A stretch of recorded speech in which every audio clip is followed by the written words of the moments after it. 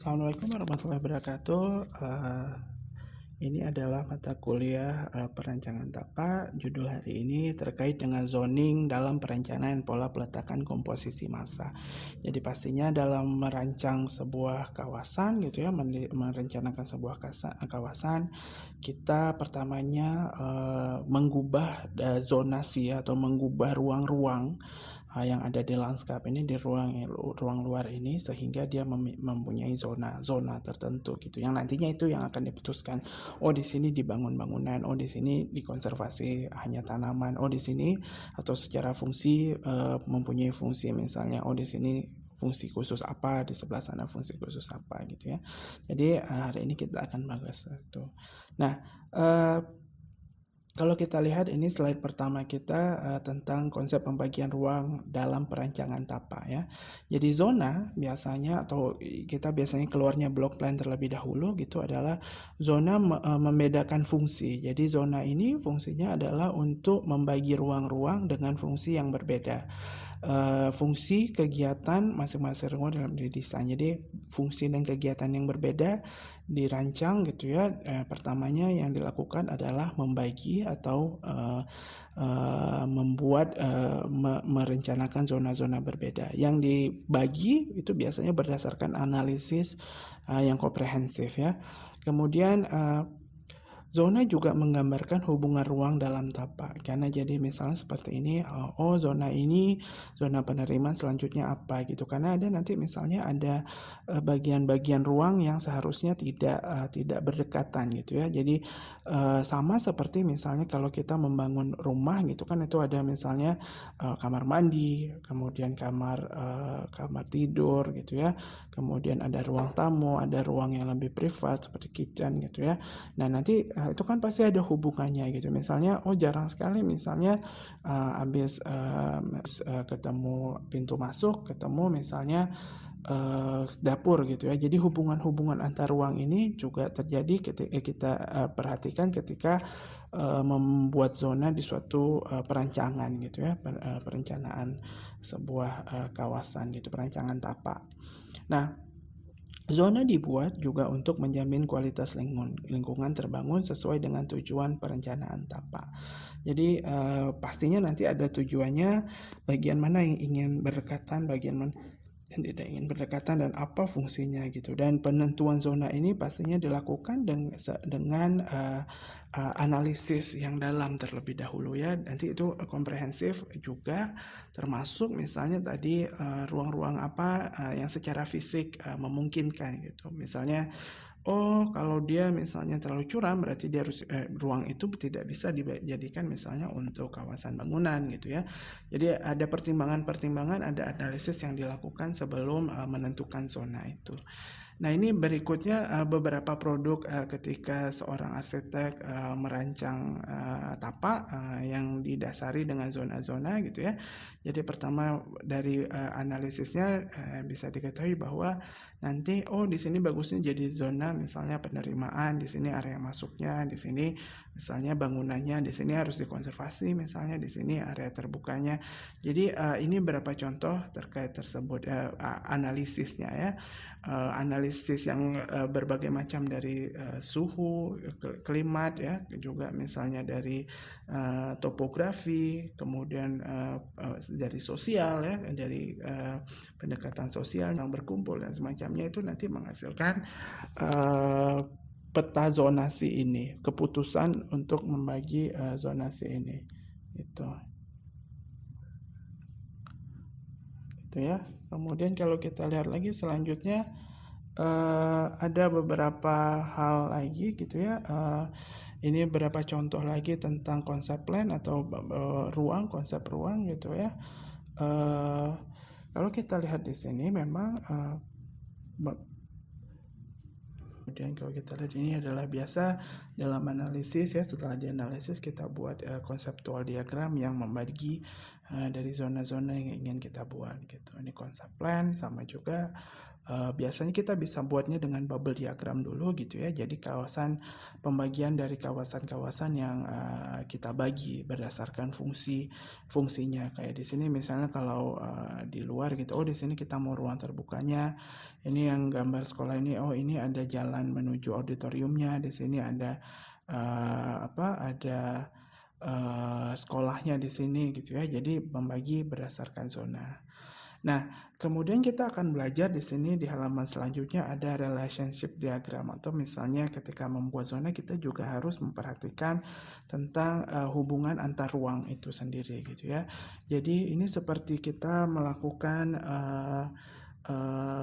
koreografi gitu. Jadi ruang-ruang apa yang seharusnya berdekatan dan ruang-ruang apa yang seharusnya tidak berdekatan, atau bagaimana sequence dari misalnya perjalanan misalnya pengunjung ke tapak yang kita rancang ini gitu. Misalnya di sini pertama dia akan masuk ke main entrance dulu gitu, kemudian baru masuk ke main building gitu.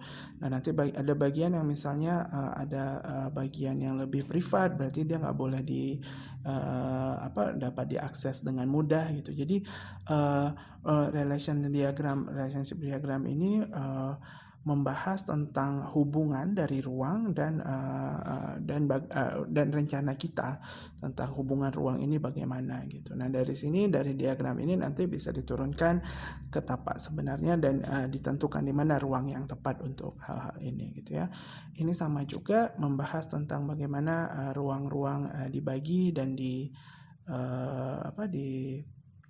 digunakan. Kita lihat public areas juga seperti itu, main interest-nya di mana.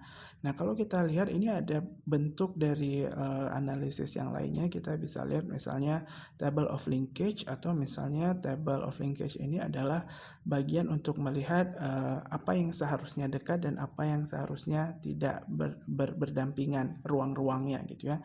Misalnya kita mau buat kafetaria dekat dengan main entrance, berarti dibuat lebih dekat gitu. Nanti kita bisa turunkan ke relationship diagram. Dari relationship diagram ini kita bisa turunkan ke misalnya konsep lain tadi yang menghadirkan ruang-ruang yang sudah kita ingin buat gitu.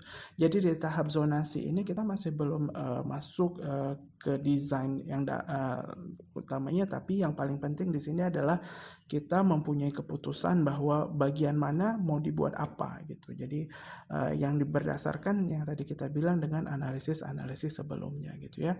Banyak cara-cara yang orang lakukan dalam analisis zonasi ini, ruang ini ya, dan bagaimana menampilkan hubungan antar ruang gitu ya. Nah, kadang-kadang kita juga bisa melihat hubungan antara zona, merencanakan hubungan antara zona atau ruang yang kita bentuk dengan kegiatan serta fasilitasnya gitu ya. Jadi ketika mendesain nantinya kita akan terbayang gitu, apa sih sebenarnya di zona ini, atau apa saja kegiatan yang mau dikerjakan. Terus berarti fasilitasnya harus apa gitu ya. Ada fasilitas ini yang nantinya akan didesain gitu. Contohnya seperti tabel ruang kegiatan fasilitas berikut.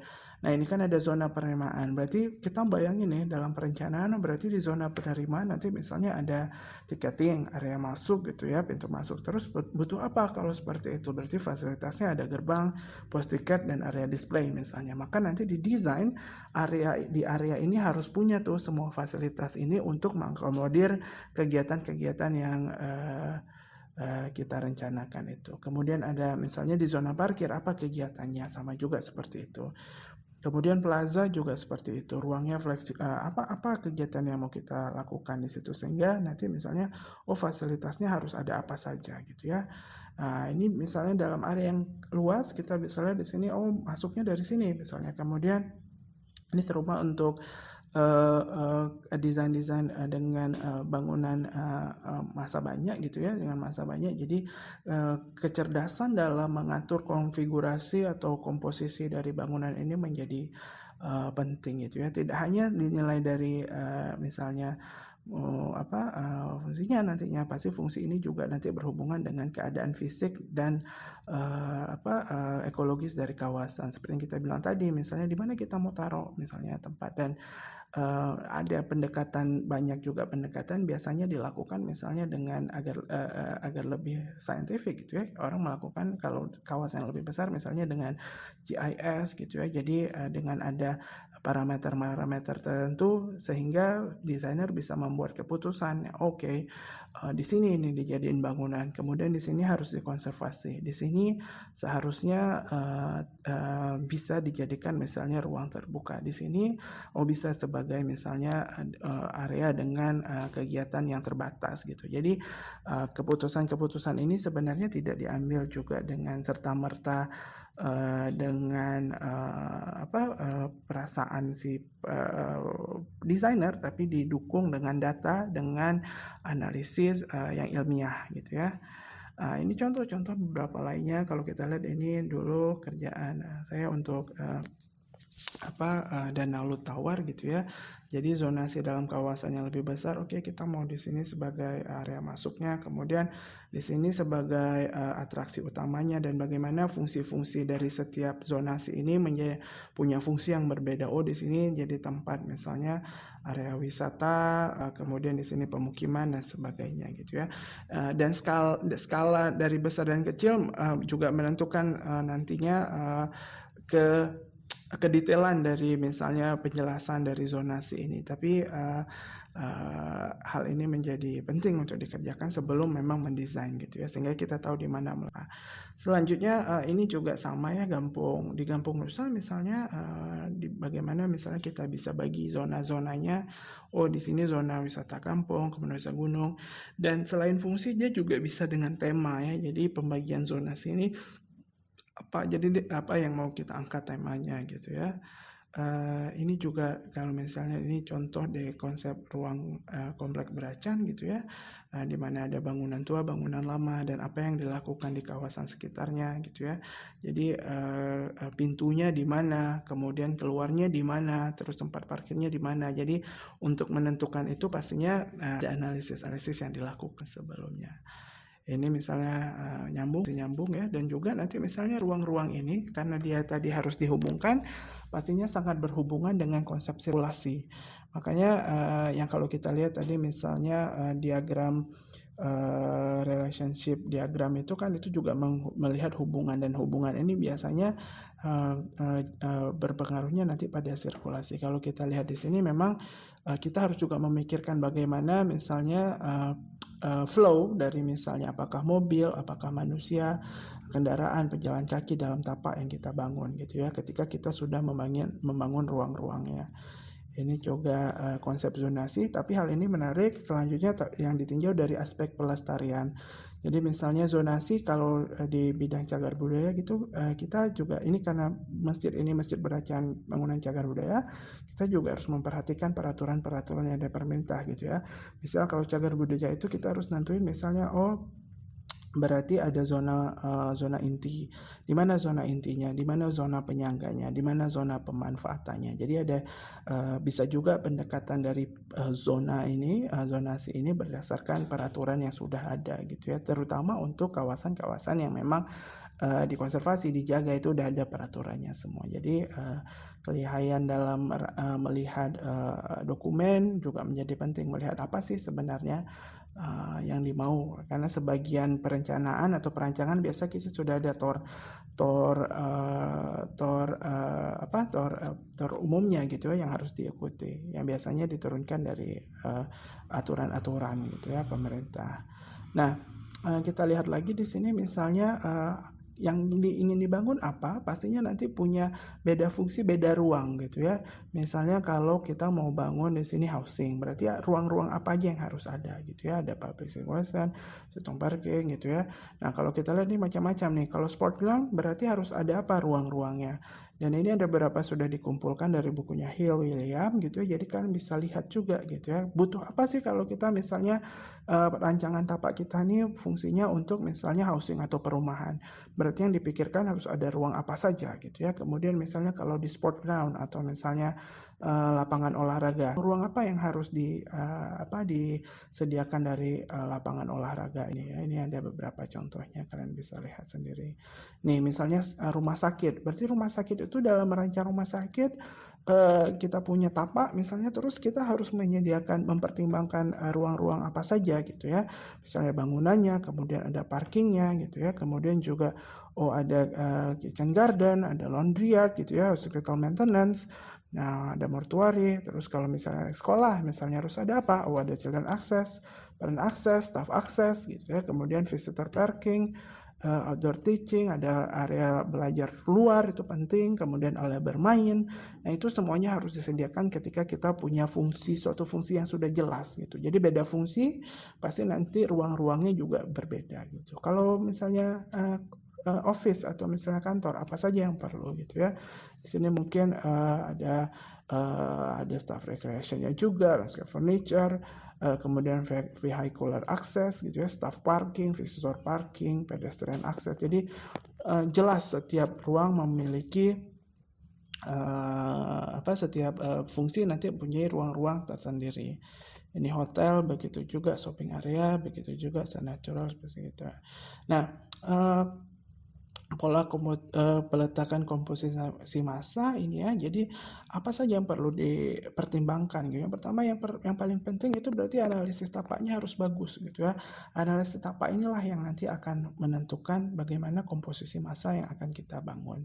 Kemudian berdasarkan pastinya fungsi dan juga estetika. Jadi fungsi perencanaannya apa? Pasti nanti komposisinya juga fungsi, nanti ada hubungan antara bangunan-bangunan dan sebagainya ya.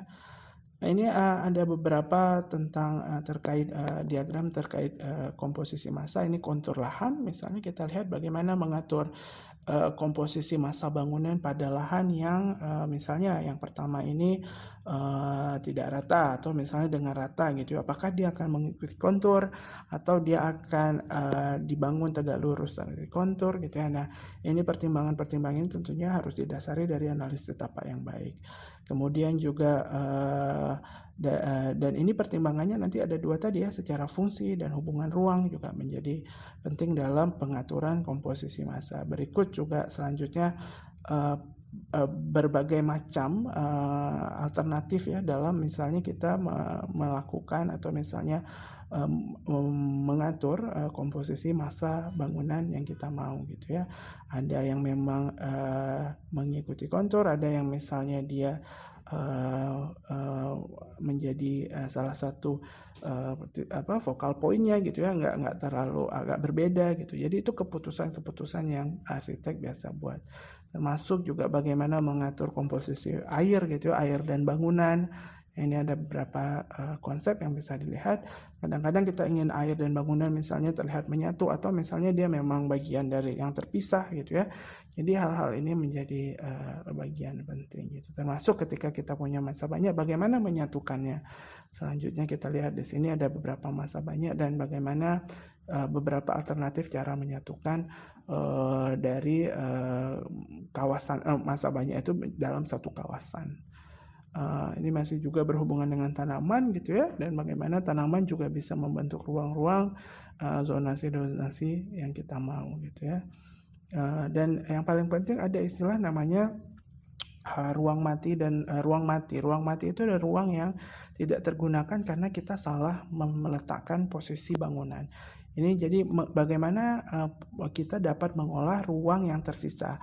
Jadi pastikan nggak ada ruang yang tersisa, jangan ada ruang matinya gitu. Karena dengan ada ruang mati artinya ada lahan yang tidak termanfaatkan dengan efisien, dengan efektif gitu. Makanya komposisi massa ini menjadi penting sehingga ruang-ruang matinya bisa dihindari gitu. Dan bagaimana caranya? Biasanya pastikan misalnya bangunannya habis ya dibagi di sekitarnya dan ada misalnya ruang-ruang terbuka yang ada gitu. Jadi tidak ada ruang yang tanggung secara luas dan tidak bisa digunakan gitu. Pastikan tapak kita efektif, efisien ketika kita membuat zonasinya gitu. Masuk ini tentang pohon-pohonan, bagaimana mengatur konfigurasi bangunan dan pepohonan dan hubungan antara keduanya. Banyak sekali kita lihat di sini. Dan juga bagaimana mengatur, ini juga masih tentang komposisi massa, mengakali beberapa lahan yang misalnya memang tidak persegi gitu ya. Bagaimana kita bisa membuat kawasan ini tetap efektif ruangnya, tapi tetap punya bentuknya juga tidak terganggu gitu. Nah, ini sama juga pengelompokan bentuk berdasarkan kualitasnya, kita bisa melakukan ini, juga bisa perhubungan bentuk kebentukan yang spesifik, kemudian terkait dengan sirkulasi tadi karena zonasi juga terhubung dengan zonasi yang perlu diperhatikan. Nah, sekarang dalam pendekatan terbaru gitu ya, desain keputusan zonasi ini pastinya nanti juga bisa dilakukan dengan misalnya computational design ya, artinya keputusan itu kita berdasarkan data yang ada gitu ya, misalnya bangunan mana nih yang bagus, bangunannya ke arah mana nih, itu kita bisa modeling, kita bisa pakai parametric design dan juga misalnya istilah performative design, sehingga setiap bangunan itu punya putusan desainnya itu punya fungsi yang jelas gitu ya. Jadi juga dengan digital simulation and modeling.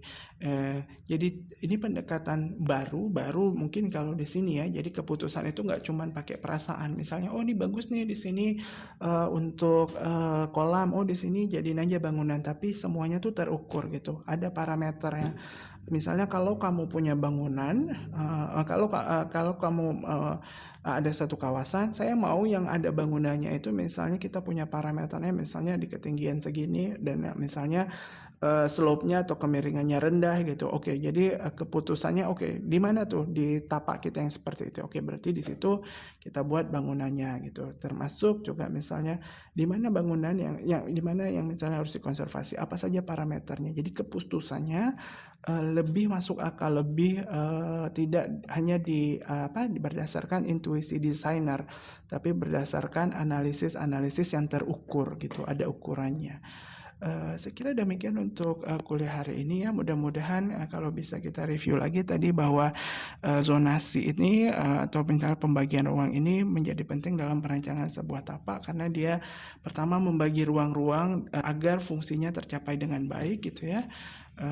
Dan juga setiap fungsi dari setiap tujuan dari perancangan tapak itu nanti ruang-ruangnya dibagi dengan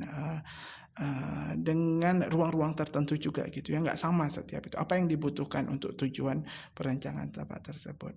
Saya kira demikian. Assalamualaikum warahmatullahi wabarakatuh.